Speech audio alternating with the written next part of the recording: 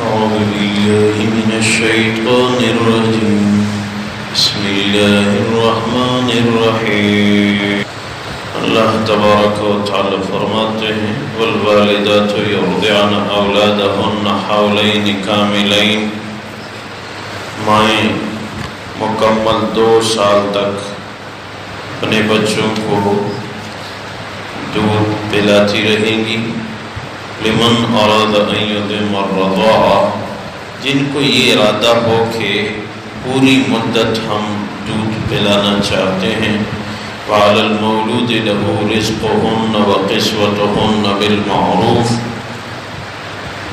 مولود لہو پہ یعنی بچے کے والد پہ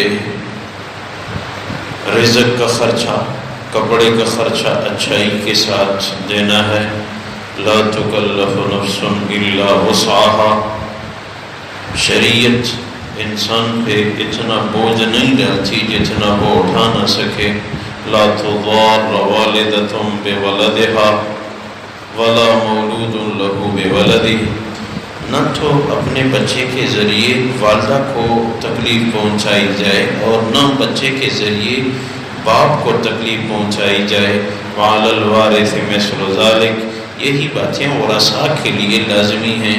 فإن أراد فصالا عن تراض منهما، اگر دونوں رضا کے ساتھ بچے کا دودھ چھڑانا چاہتے ہیں، وتشاور، مشورے کے ساتھ، فلا جناح علیہما، تو میاں بیوی پہ کوئی گناہ نہیں۔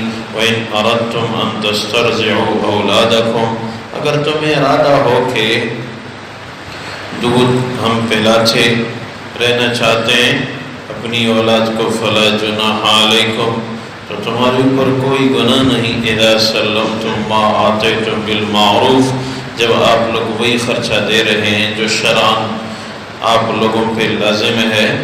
واتقوا اللہ واعلموا ان اللہ بما تعملون بصیر، اللہ سے ڈرتے رہنا اور جان لینا کہ واقعی اللہ تمہارے اعمال کو دیکھ رہے ہیں۔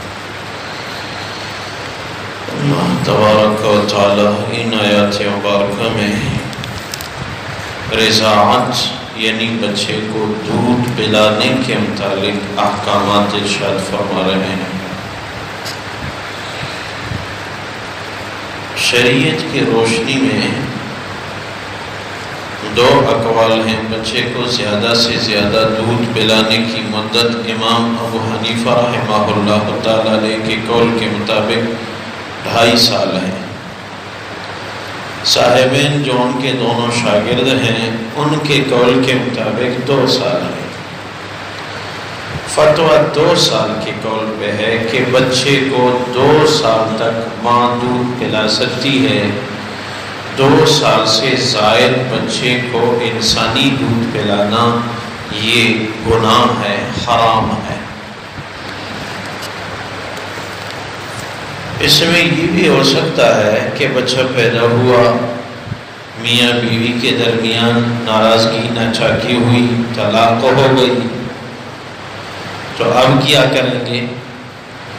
تو شریعت کے مسائل یہ ہیں کہ اگر بچہ ابھی 2 سال کا نہیں تھا اور طلاق ہو گئی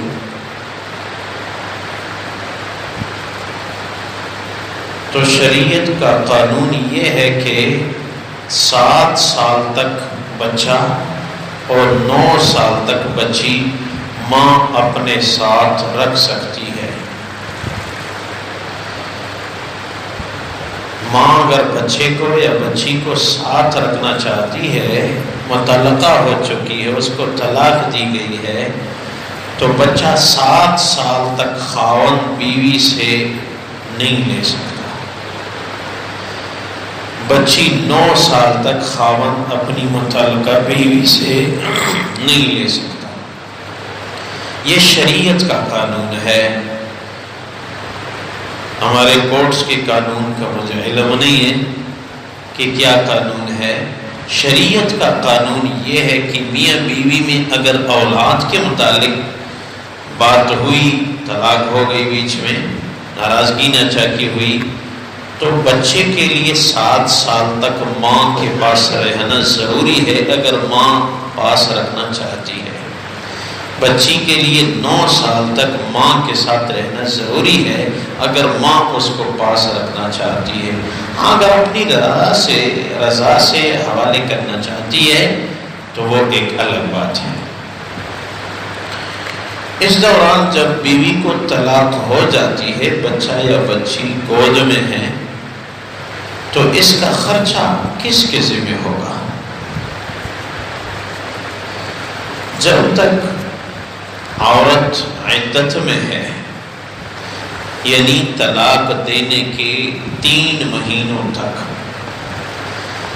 یہ بیوی کا خرچہ بھی، کپڑا، مکان، کھانا پینا، یہ بھی خاوند کے ذمہ ہے۔ یہ نہیں کہہ سکتا میں نے تو 3 دفعہ طلاق دی ہے، میری بیوی تو نہیں ہے۔ یہ آپ کی بیوی ہے 3 مہینوں تک، کیونکہ کسی اور سے یہ نکاح نہیں کر سکتی۔ جس دن اس کے 3 مہینے پورے ہو جائیں گے، عدت اس کی پوری ہو جائے گی، تو اب وہ کسی اور سے نکاح کر سکتی ہے، تو اب وہ آپ کی بیوی نہیں ہے۔ تو الگ بات ہے کہ آپ نے 3 دفعہ طلاق دی ہے، اس کو آپ اپنے پاس لوٹا نہیں سکتے، لیکن ایک راستے سے وہ آپ کی بیوی ہے، خرچہ آپ کے ذمہ ہے، خرچہ آپ کے ذمہ ہے، یہ آپ چاہے نہ چاہیں یہ خرچہ آپ نے دینا ہے۔ اور بچی کا خرچہ وہ تو 7 سال اور 9 سال تک، یعنی بچے کا خرچہ 7 سال اور بچی کا خرچہ 9 سال تک یہ باپ کے ذمہ ہے۔ کپڑا اور کھانے پینے کا خرچہ، اگر ان کے لیے علیحدہ سلانے کی جگہ کوئی ایسی تنگ مراحل ہیں تو وہ خرچہ بھی، روٹی کپڑا مکان، یہ خرچہ بیوی حاصل کر سکتی ہے شرعاً لازمی طور پر۔ لیکن جہاں شریعت کے قوانین کا خیال نہیں رکھا جاتا تو پھر وہاں پریشانیاں اٹھتی ہیں۔ انگریزی قانون اور شریعت کے قانون میں بہت بڑا فرق ہے۔ شریعت کا قانون جو ہے وہ آسمان کا بنا ہوا قانون ہے، وہ اللہ کا بنایا ہوا قانون ہے۔ اللہ تا قیامت تمام مراحل جانتے ہیں، انگریز تو کل کبھی نہیں جانتے، پیشن گوئی تو کر سکتے ہیں لیکن علم ان کے پاس کل کا کچھ بھی نہیں ہے۔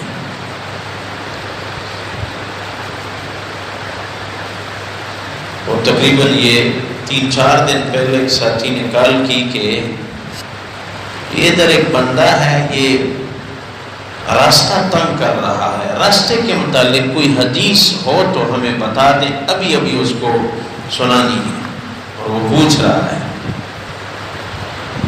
اور ساتھ یہ بھی ہے کہ ہم تو یہ سفید ریش کہتے رہتے ہیں، اور معاشرے میں ایک قول ہے کہ مسجد تنگ کرو لیکن راستہ کھول دو، اس کی شرعی حیثیت کیا ہے؟ تو میں نے ان سے کہا کہ مسجد تنگ کرو راستہ کھول دو، یہ ہم سنتے تو بچپن سے چلے آ رہے ہیں، لیکن شریعت کی کتاب میں مجھے ابھی تک یہ بات دیکھنے کو نہیں ملی، دیکھنے کو کوئی ایسی بات ہمیں نہیں ملی ابھی تک۔ ہاں راستے کے متعلق ان کو یہ بتا دیں کہ ہمارے نبی حضور افضل صلی اللہ علیہ وسلم کی مبارک ذات نے یہ ارشاد فرمایا تھا کہ راستہ رکھنا ہو تو کم سے کم 7 گز سے کم نہ ہو، راستے کی چوڑائی 7 گز، لیکن 7 شرعی گز مراد ہے، یہ ایک شرعی گز ہے، کونی سے لے کے انگلی سرے تک 7 شرعی گز سے اس کی چوڑائی کم نہ ہو، یہ مناسب ہے۔ یہ آج جو اس محلے سے لوگ جا رہے ہیں، آپ لوگ دیکھ رہے ہیں، تمہیں بھی ارادہ ہے، آپ لوگوں کو بھی ارادہ ہے، شاید مجھے بھی ارادہ بن جائے، لیکن یہ ہے کہ یہ کیوں جا رہے ہیں؟ یہ پہلے سے جو گلیاں رکھی گئی ہیں ان میں ہم نے اپنے نبی کے قول کا خیال نہیں رکھا،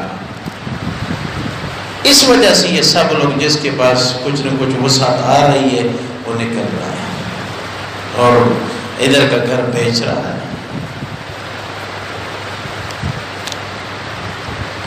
تو اگر شریعت کا خیال رکھا جائے تو میں نے ان سے کہا کہ ہمارے نبی نے 1400 سال پہلے ارشاد فرمایا تھا راستے کی چوڑائی کم سے کم 7 شرعی گز ہو. 7 شرعی گز کو اگر آپ لوگ ناپیں گے تو آج کل کی گاڑی اس پہ آسانی سے گزر سکتی ہے، سائڈ پہ نالا بھی ہو سکتا ہے.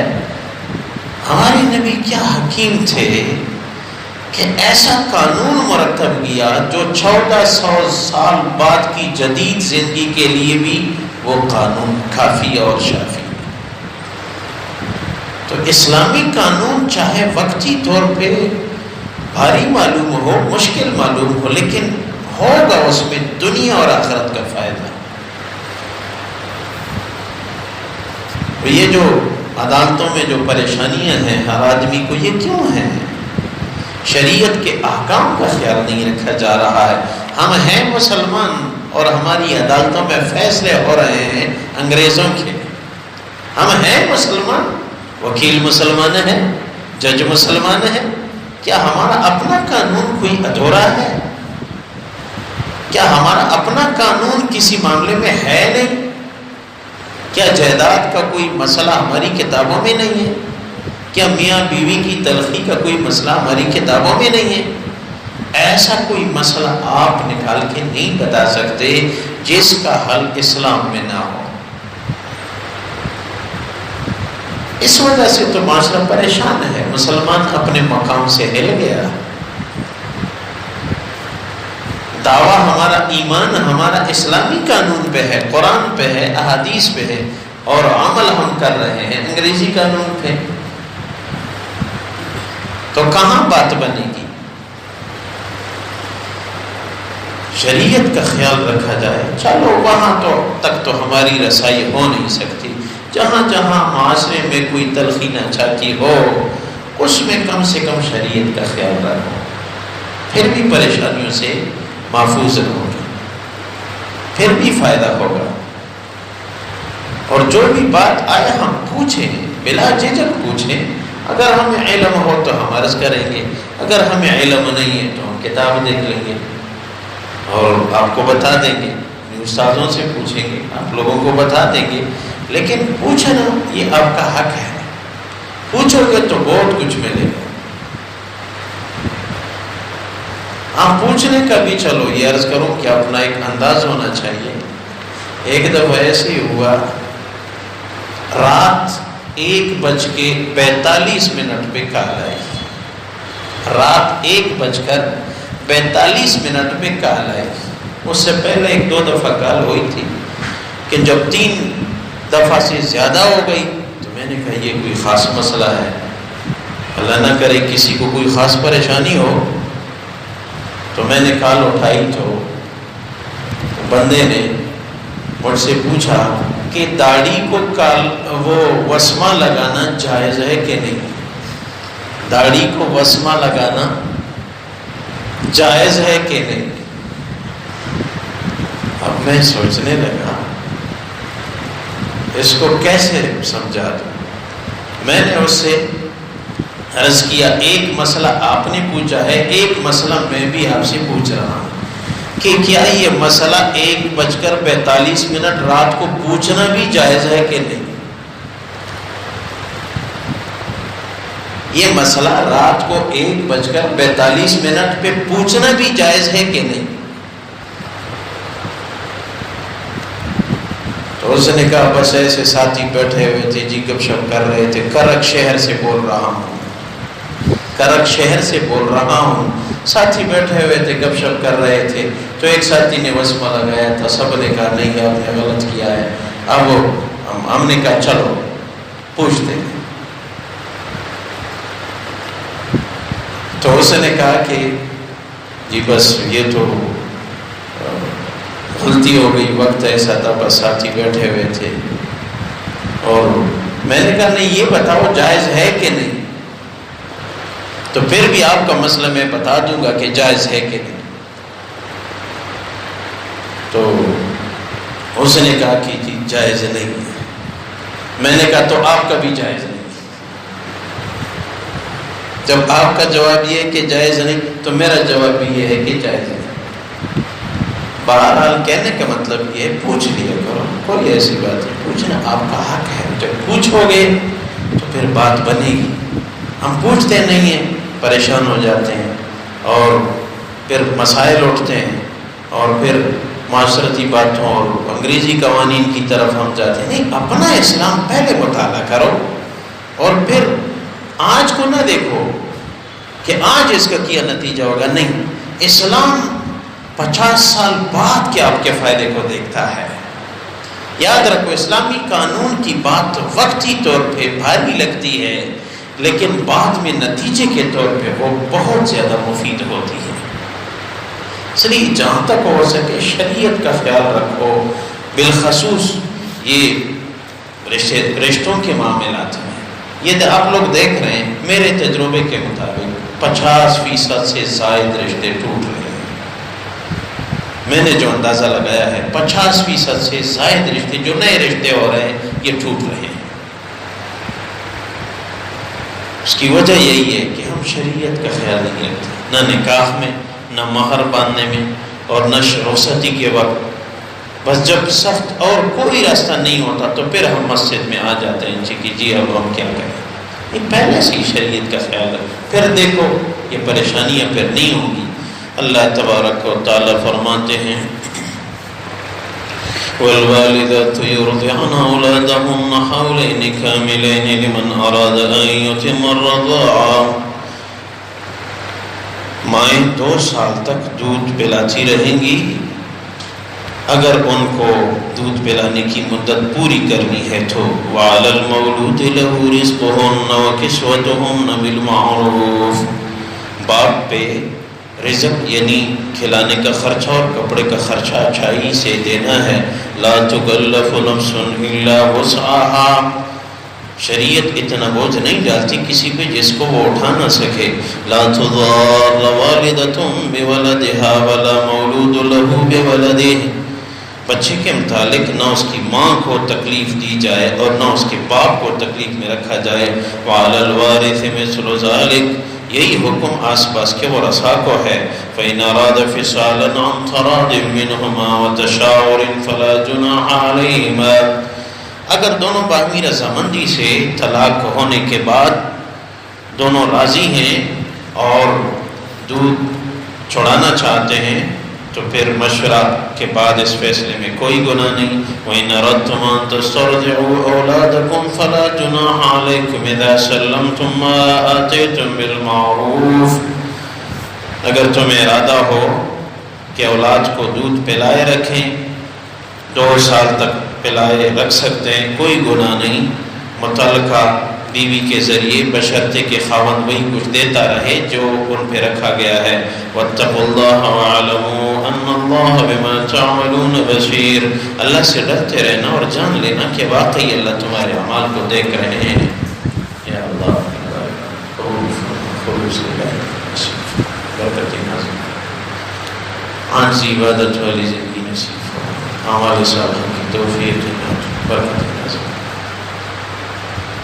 ہمارے ایک ساتھی کی والدہ کی صحت انتہائی خطرناک ہے، 5-10 منٹ پہلے کال کی تھی، بڑا پریشان تھا بیچارہ، ان کے لیے دعا فرمائے اللہ ان کی والدہ کی صحت، دیگر جتنے بھی بیمار ہیں اللہ سب کو شفا فرما، ہر مسلمان کی پریشانی کو یا اللہ دور فرما، خصوصاً یہ وبائی امراض کی دہشت، یہ امراض یا اللہ وطن عزیز پاکستان سے دور فرما، پاکستانی قوم کو یا اللہ، یہ دنیا کی غریب ترین قوم ہے، خوشیوں والی زندگی نصیب فرما، اعمال صالحہ والی زندگی نصیب فرما، حرم کے دروازے کھول دے یا اللہ، آخری خاتمہ بالخیر عنایت فرما، وفوض امری الی اللہ ان اللہ بصیر بالعباد برحمتک۔